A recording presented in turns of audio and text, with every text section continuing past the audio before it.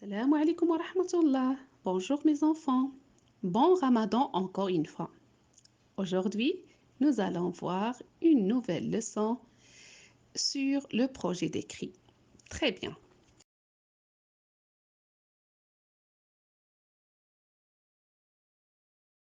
C'est écrire une recette qui va vous donner l'eau à la bouche. Quelle est cette recette à votre avis? Regardez le monsieur là, le cuisinier. Qu'est-ce qu'il prépare?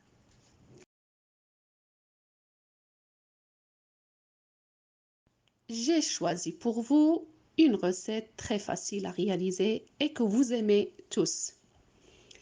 Les crêpes comme titre. Très bien. Pour réaliser cette recette, on a besoin des ingrédients. Une liste des ingrédients. Ce sont les aliments dont on a besoin pour faire notre plat. On a besoin encore d'une liste des ustensiles. Les ustensiles, c'est le matériel avec quoi on va réaliser notre plat. Très bien.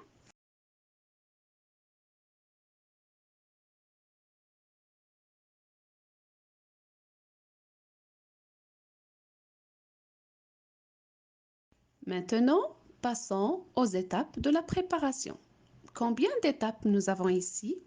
Regardez bien. On a 6 étapes. Très très bien. Ils sont numérotés, ces étapes. Très bien. On peut avoir plus que 6 ou bien on peut avoir moins que 6. D'accord? Très bien. L'étape 1 ou bien numéro 1, verser dans un saladier la farine, le sel et le sucre.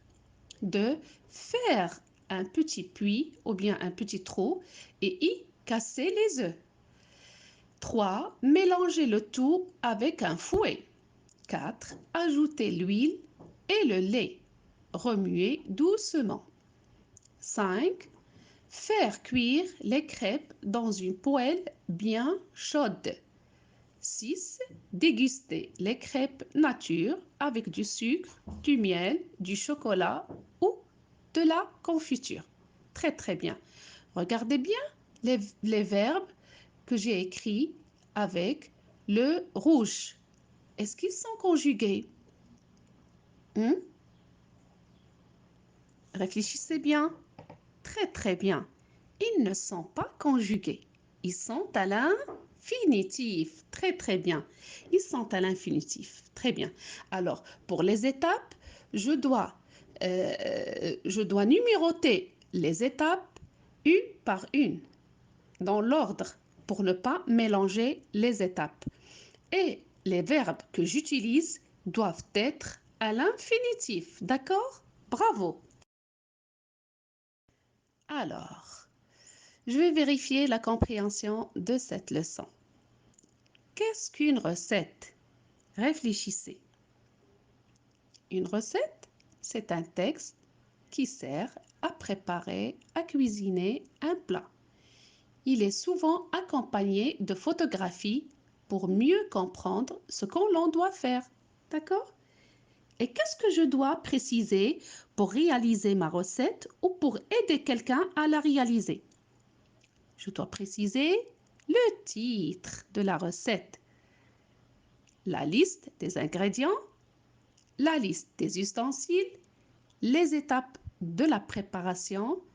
Elles sont numérotées. Les verbes utilisés sont à l'infinitif. Très bien. Et pour rendre ma recette plus facile à lire, tu peux ajouter, on a dit, des images ou bien des photographies, comme je le fais moi, pour rendre la leçon plus facile pour vous. D'accord? Très bien. Tu peux même ajouter en plus des conseils de dégustation pour les gourmands, comme on a dans l'étape 6. Déguster les crêpes nature avec du sucre, du miel, du chocolat ou de la confiture. D'accord? Très bien. Passons maintenant à la copie de notre leçon. Prenez vos cahiers de leçons, couverture rouge. Commencez comme d'habitude par la date, le titre et je retiens. Qu'est-ce que vous avez retenu de cette leçon? Alors, pour écrire une recette, qu'est-ce que je dois écrire? D'abord, le titre. Très bien. La liste des ingrédients. Les ingrédients, ce sont les aliments avec quoi et, et de quoi j'ai besoin pour préparer ou réaliser mon plat. Très bien. La liste des ustensiles, c'est le matériel. Bravo. Les étapes de la préparation qui sont numérotées. Je dois mettre des numéros, d'accord? Et les verbes que je vais utiliser sont à l'infinitif. Bravo, très bien. Les mots que j'ai écrits en jaune, vous les écrivez avec un stylo vert. Très bien. Et ce sont des mots-clés à retenir.